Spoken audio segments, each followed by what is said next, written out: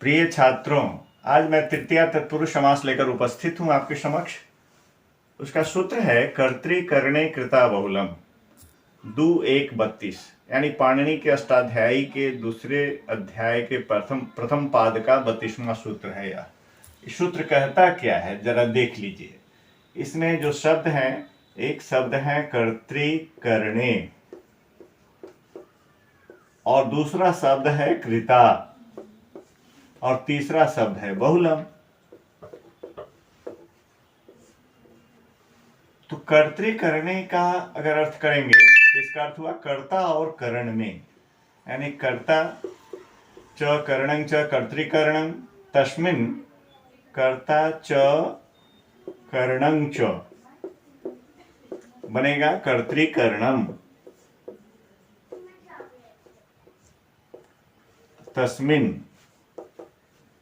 सप्तमी है इसलिए तस्मिन् लगा देंगे कि उसमें कर्ता करणे, यानी कर्ता अर्थ में और करण अर्थ में जो समस्त पद हैं, जो सुबंत हैं, कर्ता अर्थ में और करण अर्थ में, ऐसे कर्ता और करण में शब्द में कहता है कृता।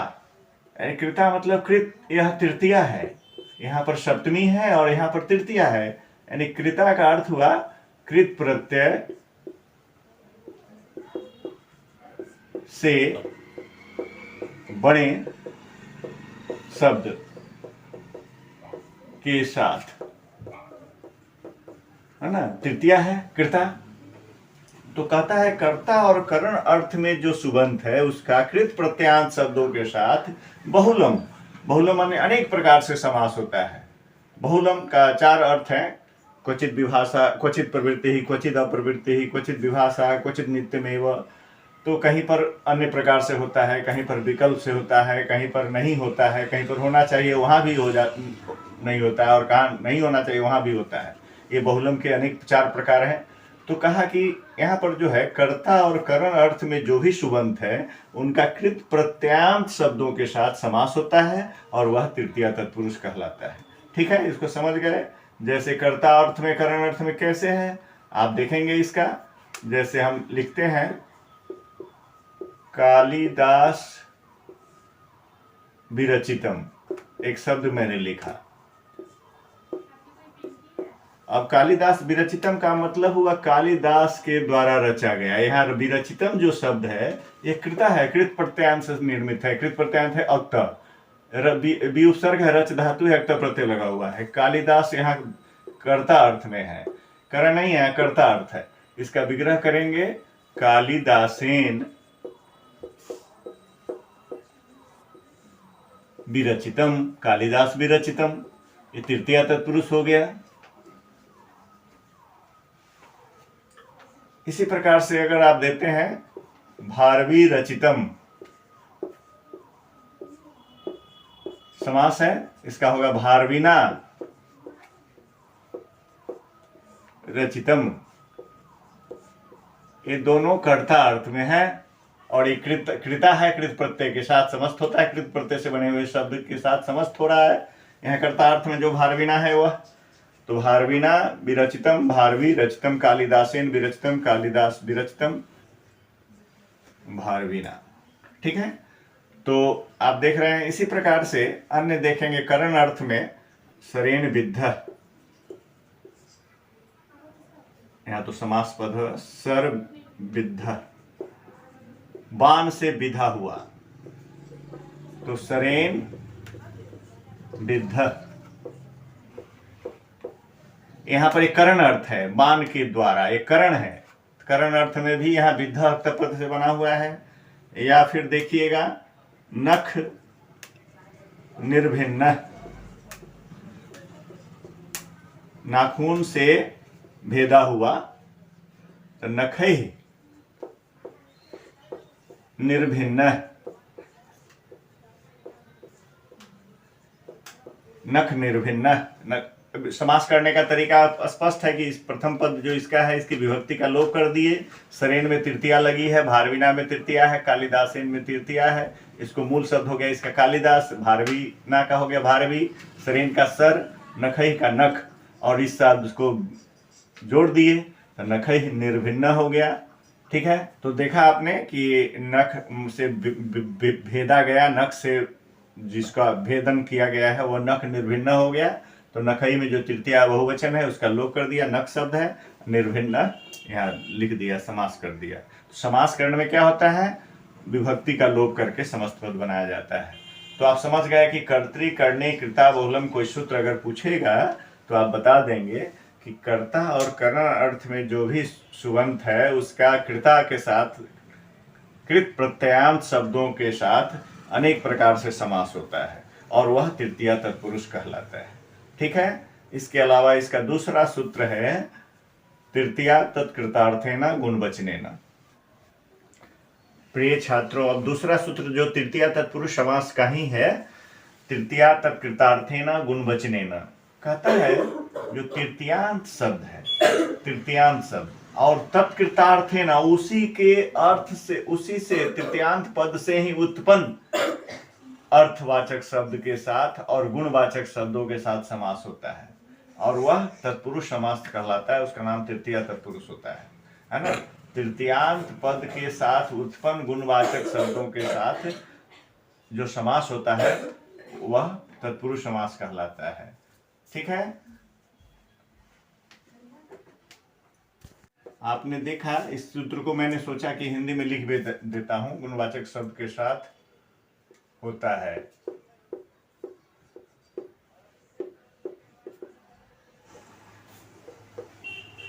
ठीक है, और अर्थ शब्द के साथ होता है। तृतीयांत पद का समास तत्कृतार्थेन, उसी के पद के अर्थ से उत्पन्न गुणवाचक शब्द के साथ और अर्थ शब्द के साथ समास होता है, कहता है, और वह तृतीया तत्पुरुष कहलाता है।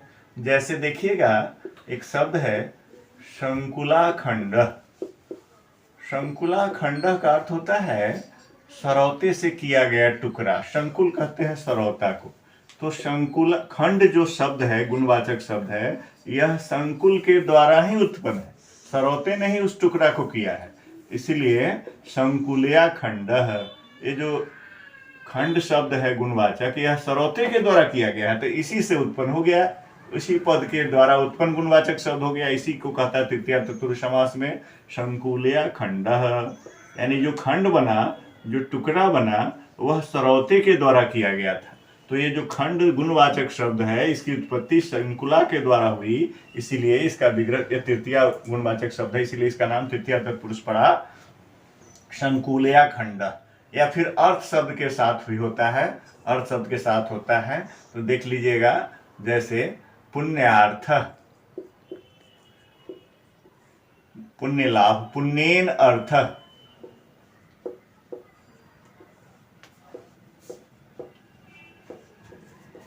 या धान्यार्थ,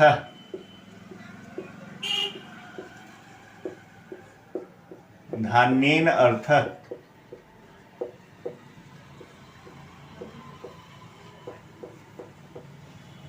इस प्रकार देखा आपने कि कई उदाहरण इसके होते हैं। धनार्थ भी हो जाएगा, धनेन अर्थ।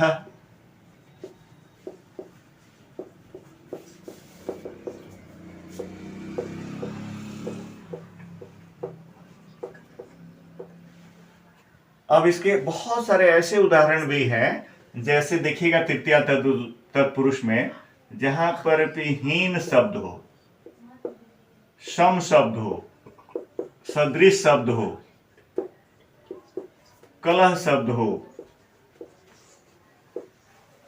इन सब अर्थों में भी ऊन शब्द हो,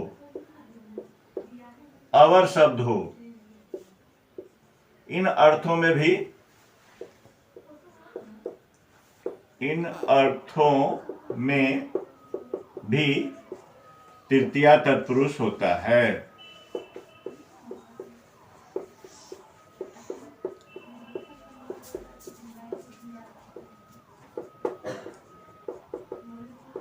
जैसे देखिएगा हीन है, तो आप देख लीजिए, जैसे गुणहीन, अगर शब्द है तो हीन शब्द तृतीया हो जाएगा। अब गुण शब्द में तृतीया लगा दीजिए, विग्रह बनाने में हीन शब्द जहां भी है तृतीया करता है, गुणेन हीन। अगर सम शब्द है, जैसे मान लीजिए मातृसम शब्द है, माता के समान, तो यहां पर तृतीया लगा दीजिए, मात्रा सम। भ्रातृसम है तो भ्रात्रासम, सदृश है तो आप कर सकते हैं, जैसे भ्रातृ सदृश कर दीजिए।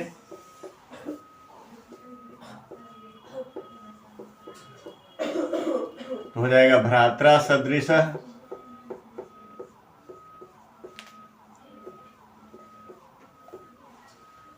तो सदृश अर्थ में भी हो जाएगा कलह, कलह के अर्थ में हो जाएगा, जैसे आप देखेंगे वाचा कलह, वाक कलह।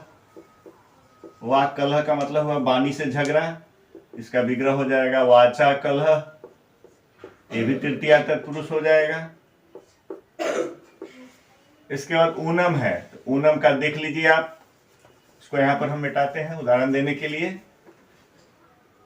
एकोनम, एकोन विंशति आप जब लिखते हैं, एकोन, इसका विग्रह कर सकते हैं एकेन ऊनः, एकम, एकेन ऊनः एकोनः। इसी प्रकार से आप अवर से भी कर सकते हैं, मासावरः, मासेन अवरः,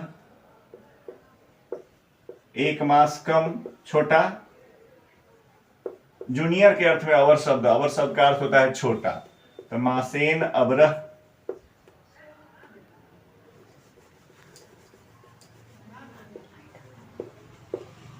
मासावरः यानी एक महीना छोटा के लिए मासावरः कह सकते हैं। इसका मास पूर्वः भी ऐसा उदाहरण आता है, मास पूर्वः, मासेन पूर्वः, एक माह पहले, या मासेन पूर्वम कर दीजिए, मासेन पूर्वम, मास पूर्वम, मास पूर्व है तो मासेन पूर्व, जैसा रहेगा वैसा बना लेंगे। तो इन अर्थों में भी तृतीया तत्पुरुष होता है, सुलक्षण है, निपुण है, इन अर्थों में भी होता है। तो आप देखेंगे तृतीया तत्पुरुष समास ये तत्पुरुष के ही अंतर्गत है, केवल तृतीया है ना। पुत्रहीन, पुण्यहीन, ज्ञानहीन, बलहीन, सब उदाहरण इसके आ सकते हैं, ठीक है ना। बहुत सारे उदाहरण आप इसके दे सकते हैं। बलहीन, जहां भी हीन लगा हो, ज्ञानहीन, ज्ञानेन हीन, धनहीन, धनेन हीन, ठीक है, पुण्यहीन, पुण्येन हीन, पुण्य से हीन। इस प्रकार से बहुत सारे उदाहरण इसके आ सकते हैं। अवर का अर्थ बता दिए हैं, जूनियर होता है, वह एक महीना हमसे छोटा है। सह मासावरः अस्ति, है ना, तो वह हमसे एक महीना छोटा है। मासेन अवरः मासावरः। तो तृतीया तत्पुरुष के बहुत सारे उदाहरण आपने देखे, यह तत्पुरुष के अंतर्गत आता है। तो इसके दो सूत्र आपने पढ़ा, एक सूत्र पढ़ा कर्तृकरणे कृता बहुलम, दूसरा सूत्र पढ़ा तृतीया तत्कृतार्थेन गुणवचनेन, और उसके नेक्स्ट में आपने सुना कि इन शब्दों के साथ भी तृतीया तत्पुरुष होता है, जहां हीन हो, सम हो, सदृश हो, कला हो, ऊन हो, अवर हो, ठीक है। इन शब्द के रहने पर भी इनका तृतीयांत शब्दों के साथ समास होता है और वह तृतीया तत्पुरुष समास कहलाता है। यहीं पर मैं अपनी वाणी को विराम देता हूं। धन्यवाद।